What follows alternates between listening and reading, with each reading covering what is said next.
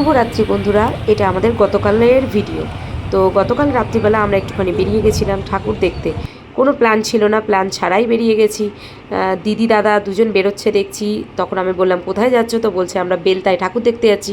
সেই সুযোগ আর আমরা ছাড়লাম না, আমরা বললাম যে ঠিক আছে চলো, তাহলে তোমরা যাচ্ছ যখন, আমরা তো আর একা একা যেতে পারবো না, তো তোমাদের সাথে আমরাও যাবো চলো। তো এবার সাজুগুজু করে বেরিয়ে গেছি, যেহেতু বাইরে ঠান্ডা, কান টান একদম ভালো করে ঢেকে নিয়েছি।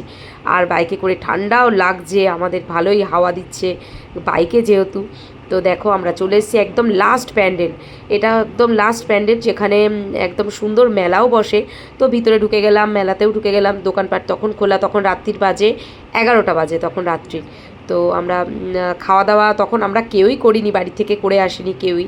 হট করে মেয়েকে পড়ার থেকে নিয়ে আসলাম, নিয়ে এসে দেখছি ওরা বেরোচ্ছে, ওদের খাওয়া দাওয়া হয়ে গেছিলো, ওরা বেরোচ্ছে দেখে আমরা একদম পেছন ধরলাম যে যাবই।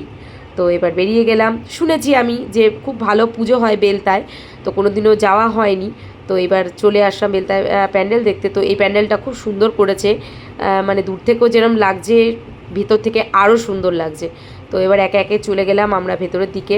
এবার দেখো এই পাশে একটা প্রোগ্রাম হচ্ছে, সুন্দর নাচ গানা হচ্ছে, তাও একটুখানি আমরা দাঁড়িয়ে দেখলাম। দেখো তোমাদেরকেও একটু দেখাচ্ছি, সুন্দর একটা গান, কি শ্বশুরবাড়ি জিন্দাবাদ, সেইটাতে নাচ করছে, খুব ভালোই লাগছে। দেখো সব মালা পরেছে, টোপর পরে নাচ করছে। ওখান থেকে দেখে নিয়ে এবার আমরাও একটুখানি নিজেদেরও কেউ একটুখানি ভিডিও করলাম, যে এসছি আমরা পুজো বেলতায় ঠাকুর দেখতে এসেছি বলে কথা, একটু ভিডিও হবে না। তারপরে দেখো আমরা মণ্ডপের ভেতরটা ঢুকলাম। বাইরেটা তো তোমরা দেখলেই, ভেতরটা আরও সুন্দর, আরও সুন্দর ভেতরটা, মানে এত সুন্দর ডেকোরেশন এত সুন্দর করেছে ভেতরে, অসাধারণ লাগছে।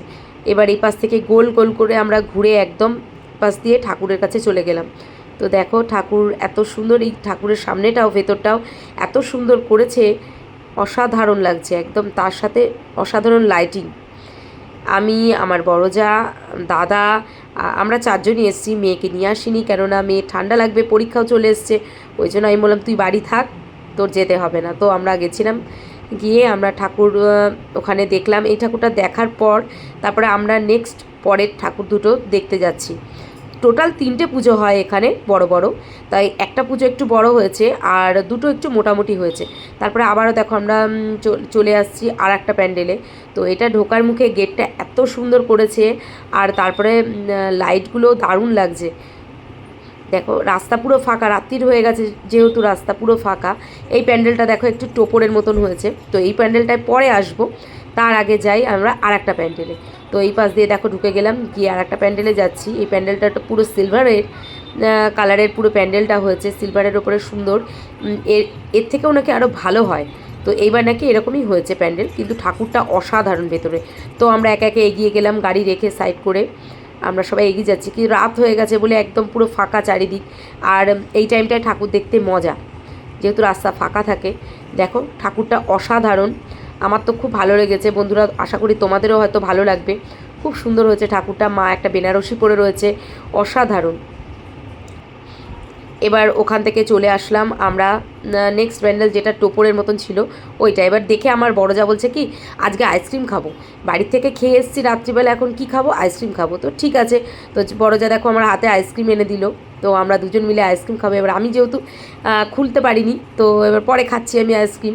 তো এবার আইসক্রিম খেতে খেতে মণ্ডপের ভেতরটা ঢুকলাম, গিয়ে ঠাকুরের ছবি তুললাম, একটু ভিতরের ডেকোরেশনটা তুললাম, দিয়ে এবার সেই আইসক্রিম খেতে খেতেই আবার বাড়ি চলে আসলাম। দেখো বেশ অনেকটা রাত হয়ে গেছিলো, ফিরছি আমরা। দেখো বাইকে করে, বাইকও জোরে চালাচ্ছে, ফাঁকা রাস্তা।